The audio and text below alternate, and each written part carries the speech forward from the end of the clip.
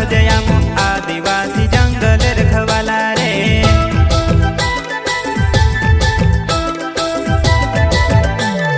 जल जंगल जमीन काजे पूजे रे आदिवासी दुनिया ने रखवाला रे। बाप देव खतरी काजे पूजे रे आदिवासी सबसे निराला